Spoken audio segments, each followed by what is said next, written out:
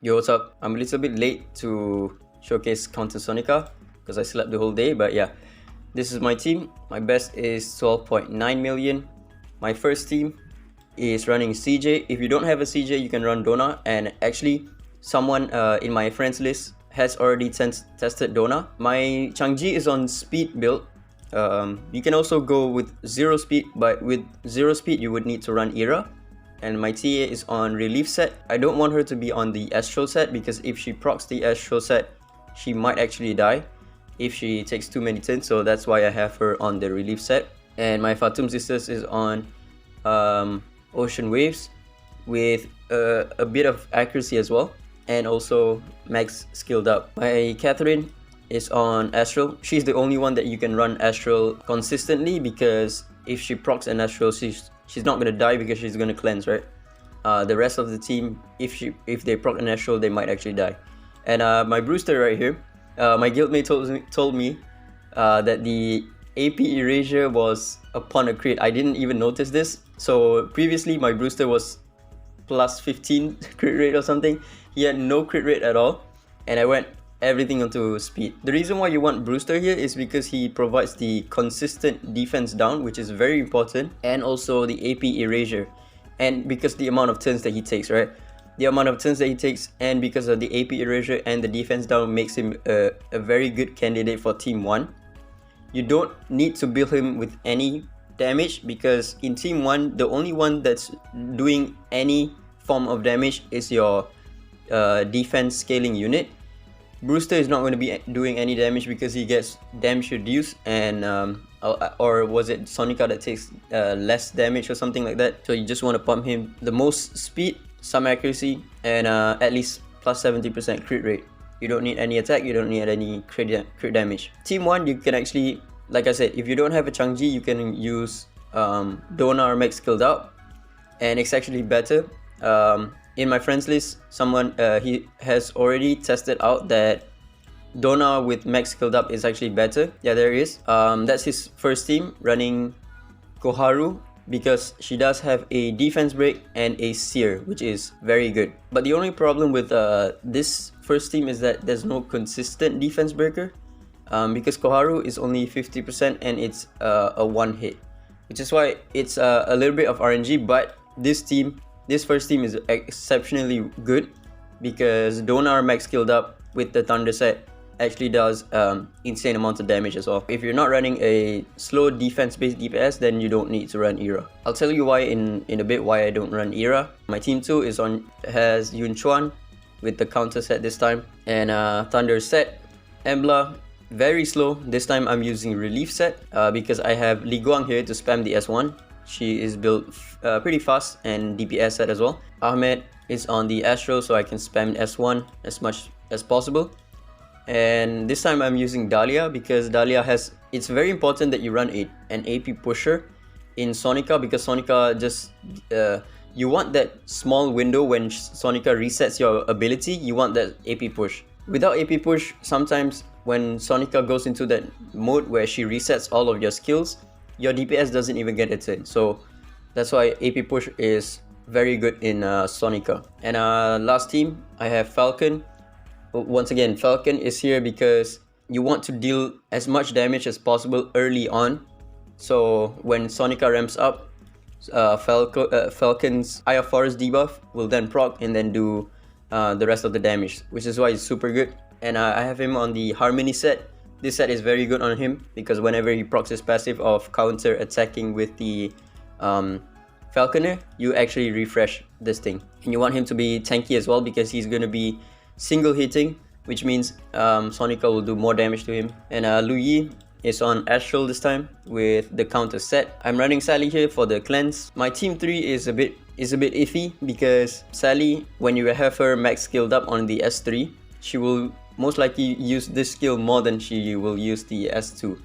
So sometimes she goes into S3 and then S3 again, so you don't have your attack up like a lot of the time. But if you have your R6 Sally, then she's gonna do just fine. And then my twins, Red Twin is on the Thunder set counter, and Green Twin is on Ocean set and Fiery. Alright, so Sonica, the team 1 she will get this spotlight or searing sight.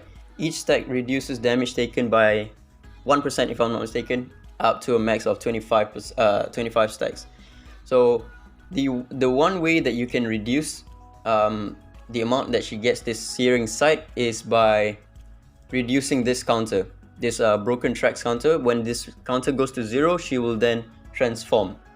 And the only way that you can do that is by running down your turn limit or attacking with your defense-based character, the unit that you have the spotlight on, which is right now I have it on Ggez. Yeah, there we go. Defense and damage increase when the carrier dies. Counter Sonica basing speed increases. So when your unit with the spotlight attacks Sonica, it will reduce this counter by 1 turn. Let me just show you. When Ggez takes his turn and does damage, he will reduce the counter to 15. Boom, there we go, 15. That's why I built my Ggez speedy, so he can reduce this counter faster. And the reason why I don't use Era is because sometimes when Era procs the S1 too many times and gains a bunch of turns, she actually dies from that, because every time you take a turn, your HP gets cut by a certain percentage, and Era can sometimes do that to herself. But if you're running an Era, your Ggez can be built extremely slow while still getting a bunch of turns. So there's a pros and cons of both running an Era or not running an Era. The other con of running an Era is that your Ggez does a little too much damage too early, so that way you get less turns to control Sonica. And when you have less turns to control Sonica, the searing sight actually adds up quite a lot. And when the searing sight adds up to like 25 stacks, your team 2 and team 3 will suffer from the damage reduction. I still don't know which one is better. I get like just about the same score when I run Era with a slow Ggez, or when I run no Era with fast Ggez. It's pretty much the same score that I get, which is about 4.7, 4.5 million on my team 1. If you're running an Era, you maybe can sometimes get 5 million, but the stacks can actually go up to like an insane amount. So right now I have it at 11 stacks. Yeah, you actually want your Brewster to be slightly tankier. Right now my Brewster is on just full speed with like no HP substance and everything, so he sometimes dies from it. Yeah, I think we're not looking pretty good right here. I have 17 stacks of the searing sight. Okay, we got 4.3 million on my team 1. You usually get less of a score from your team 2 and team 3 compared to your team 1, because team 1 doesn't have the damage reduction, and the damage boost that you get from the spotlight effect is just insane.